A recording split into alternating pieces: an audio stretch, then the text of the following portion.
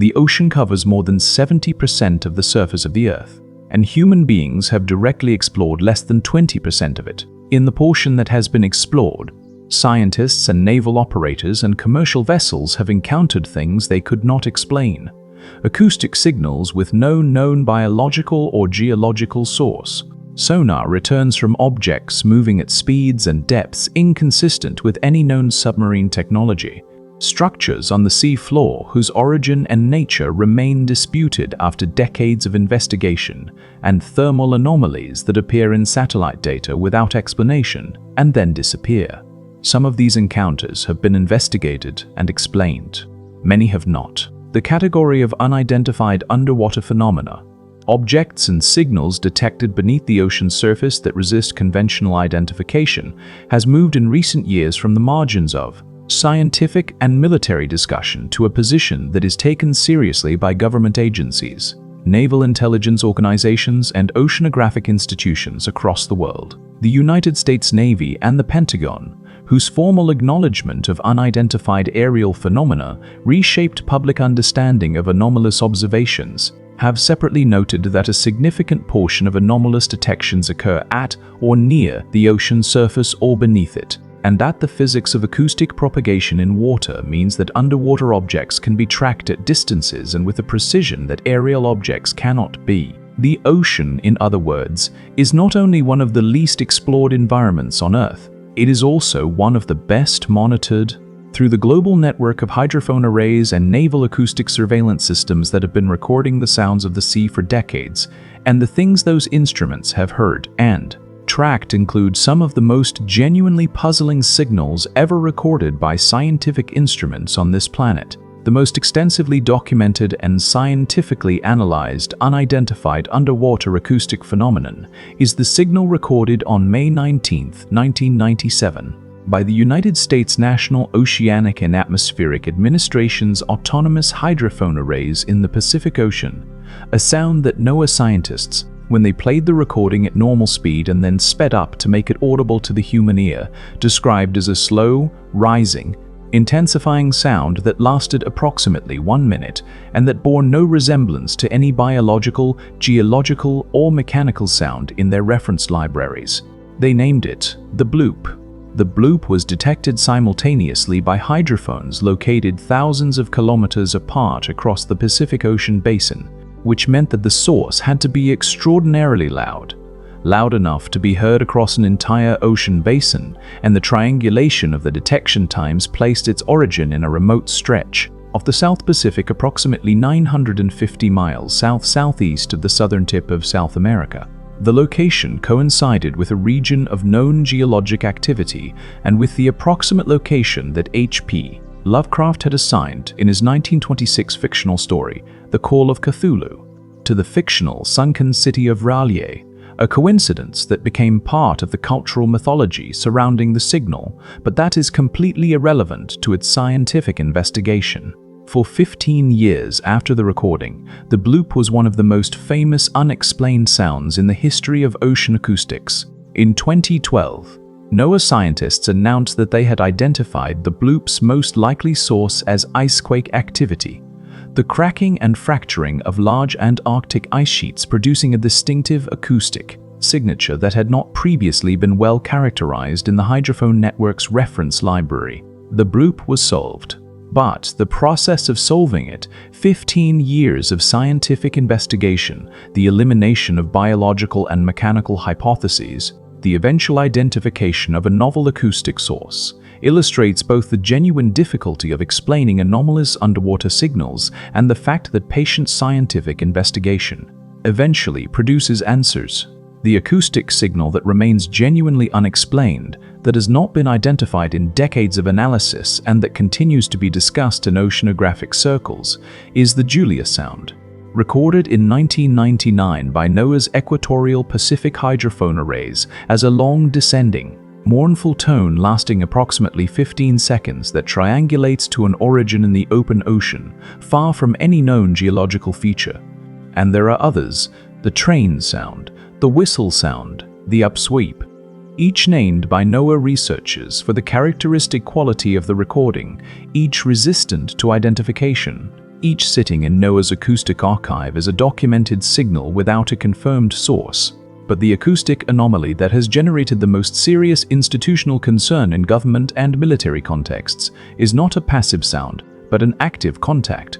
The class of sonar returns, reported by naval vessels since at least the 1960s, showing objects moving at speeds and depths inconsistent with any known submarine or underwater vehicle technology. The United States Navy's records of anomalous underwater contacts go back at least to the Cold War period, when Soviet and American nuclear submarines regularly tracked each other beneath the Atlantic and Pacific and occasionally encountered contacts that neither side could identify or claim. A declassified Soviet naval record from the 1970s describes a series of encounters in the Pacific in which a Soviet submarine tracked an underwater contact that outpaced the submarine by a factor of several times its maximum speed and executed maneuvers, including a sharp 90-degree turn at speed that the submarine's crew described as impossible for any vessel of known design. The speeds reported for some of these contacts, in multiple documented cases exceeding 200 knots underwater,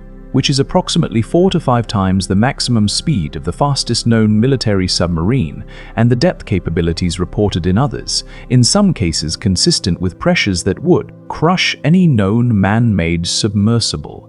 have led naval analysts who have reviewed the declassified records to categorize these as a distinct and unresolved class of phenomenon. A former United States Navy submarine commander, speaking to researchers investigating the phenomenon, described tracking an underwater contact in the North Atlantic that maintained a consistent speed ahead of a submerged nuclear submarine for several hours before accelerating to a speed at which tracking became impossible, a speed the commander stated no submarine he had ever encountered could match. The USS Nimitz encounters in 2004, which became the most publicly known American military observation of unidentified aerial phenomena after the declassification of cockpit footage in 2017, had a less publicized underwater component that is in some respects more scientifically significant than the aerial observations. The Nimitz Carrier Strike Group's ships were equipped with hull-mounted sonar systems that tracked an underwater object in the waters off the coast of San Diego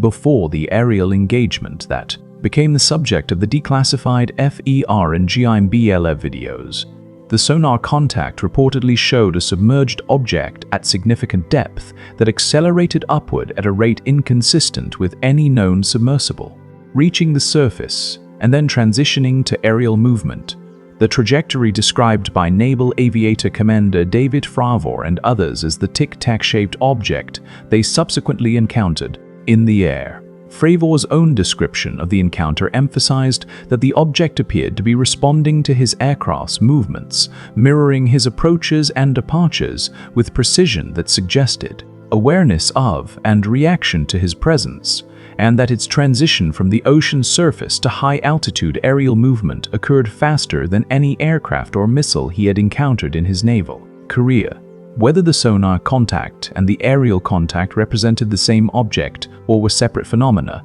is not established in any public record, but the underwater dimension of the Nimitz encounters, the fact that whatever was observed appeared to transit between the underwater environment and the atmosphere, places it in a category that neither ocean science nor aviation has a standard framework for addressing. And it is this cross-domain character of some anomalous observations that has led the Pentagon's All-Domain Anomaly Resolution Office to specifically include the underwater domain in its formal scope of investigation. The Baltic Sea Anomaly, discovered in June 2011 by the Swedish ocean diving company Ocean X using side-scan sonar during a commercial expedition between Sweden and Finland, is the most widely known disputed seafloor object in the contemporary record of unidentified underwater phenomena. The sonar image produced by the Ocean X scan shows an object on the Baltic Sea floor approximately 300 feet below the surface with a roughly circular shape, approximately 60 meters in diameter, displaying what appears in the sonar data to be a flat base, a raised central dome, and linear features in the surrounding sediment that some interpreters read as disturbance tracks, suggesting the object moved across the seafloor before coming to rest at its current location. The Ocean X team conducted dive expeditions in 2012 and reported that the object was covered in an unusual black soot-like material, that there were formations on its surface that the divers described as resembling staircase-like steps, and, in a claim that attracted significant media attention, that electronic equipment including satellite phones and underwater cameras experienced interference or complete failure when positioned within approximately 200 meters of the object's position, while functioning normally at greater distances. Geologists and marine scientists who analyzed the sonar imagery offered explanations ranging from a glacially deposited rock formation to a natural sandstone structure shaped by Baltic Sea currents. The most widely accepted scientific assessment is that the feature is a glacial erratic, a mass of rock transported and deposited by glacial action during the last ice age, whose rounded shape and, quote, associated sediment disturbance are consistent with ice transport rather than artificial origin. The reported electronic interference has not been independently verified or measured, and no published scientific study has documented this effect. The Baltic Sea anomaly remains unresolved in the public record, with the original Ocean X sonar image still reproduced extensively, and the object still awaiting the kind of systematic geological sampling that would definitively characterize it. The deep Pacific Ocean floor, surveyed in increasing detail since the 1970s by oceanographic research programs and in recent decades by high-resolution autonomous underwater vehicles, contains several categories of feature that have defied simple explanation. The most documented are the perfectly circular or near-circular depressions, sometimes appearing in fields of dozens of nearly identical circles of consistent diameter observed in the sediment surface of the abyssal Pacific at depths between 3,000 and 6,000 meters. These features, first photographed in the 1970s during deep-sea photographic surveys and subsequently documented by ROV expeditions in multiple locations across the Pacific Basin, range from a few centimeters to several meters in diameter and appear with a regularity and consistency that distinguishes them from the random irregular features of typical deep-sea sediment surfaces. Several populations of these circles have been investigated in detail and attributed to specific biological sources. The feeding traces of the Xenophyophore syringamina fragilissima, a giant single-celled organism that creates distinctive circular patterns in sediment, account for some populations, and certain species of skates and rays create circular impressions when resting on soft sediment. But other populations at depths and in sediment types inconsistent with known biological sources have not been confidently assigned an explanation. The Monterey Bay Aquarium Research Institute's ROV expeditions to the abyssal Pacific have documented multiple fields of unexplained circular depressions in regions where the biological community is too sparse to generate the observed density of features, and whose formation mechanism has not been identified in peer-reviewed literature. Alongside these circular features, a second category of deep Pacific anomaly, remarkably regular linear structures appearing in acoustic survey data, has attracted scientific attention. The linear features documented on the seafloor of the Central Pacific, including the remarkably straight parallel ridges and depressions found in certain regions of the abyssal plain, have been attributed by most researchers to tectonic fracture patterns and the geometry of seafloor spreading. But the consistency and regularity of some of these features continues to generate discussion about whether standard geological explanations are sufficient. The class of unidentified underwater objects that has generated the most recent and most credible governmental attention is not the ancient or anomalous, but the contemporary and technological. The category of what have been called transmedium vehicles in Pentagon briefings, defined as objects that appear capable of transitioning between aerial, space, and underwater environments without the loss of capability or the physical stress that would be expected from any known technology undergoing such transitions. The physics of this transition is itself the source of the institutional concern. Moving from air into water at high speed produces enormous hydrodynamic forces that would destroy any known aircraft or aerial vehicle at the velocities reported in some of these observations. Moving from water into air at high speed requires enormous energy expenditure to overcome water's much greater density compared to air. Any object entering water from the air at high speed generates a cavitation bubble, a signature of displaced water visible on sonar and visually. That is an unavoidable physical consequence of the transition, the observation of objects that appear to perform these transitions without exhibiting the expected physical effects. No visible cavitation signature in the water during entry. No deceleration consistent with drag, no thermal signature consistent with the energy expenditure the transition would require. No sonic boom on exit to atmosphere is what distinguishes these observations from the ordinary and what places them in the category of phenomena that existing science and engineering cannot explain. Without invoking either a capability gap in human technical knowledge far beyond any known classified program, or a systematic misidentification of what was observed by multiple trained observers with multiple independent instrument systems simultaneously. The Pentagon's All-Domain Anomaly Resolution Office has specifically tasked teams with investigating these transmedium observations, which is itself an institutional acknowledgement that the standard explanations are insufficient. What the collection of unidentified underwater phenomena ultimately reveals is the character of knowledge in an environment that physics makes difficult to observe and that scale makes impossible to survey comprehensively. The deep ocean absorbs and distorts acoustic energy in complex ways that produce different results in different layers, at different temperatures, and in different seasons. The same sound source can be heard clearly from one hydrophone and barely at all from another depending on the thermal structure of the water between them. Sonar contacts are subject to thermal layers, internal waves, and biological scattering that produce false returns indistinguishable from real ones in the raw data. And the history of submarine operations is full of cases where sonar contacts that generated significant tactical concern turned out to be biological scattering layers, seamounts, or underwater geological features not on the charts.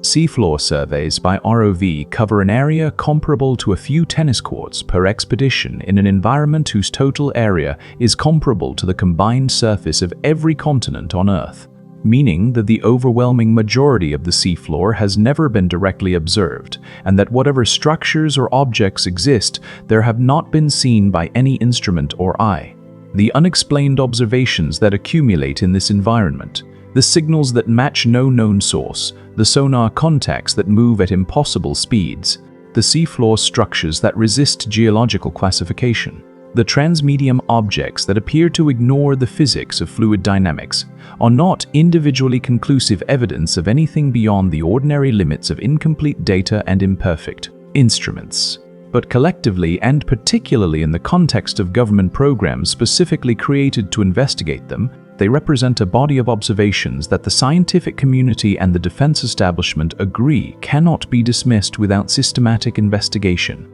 The ocean is watching back through the instruments we have placed in it. What it is showing us is not yet fully understood. The investigation continues in the dark and the cold and the pressure of the abyss, where the instruments record and the signals propagate, and the unexplained waits patiently for the explanation that has not yet arrived.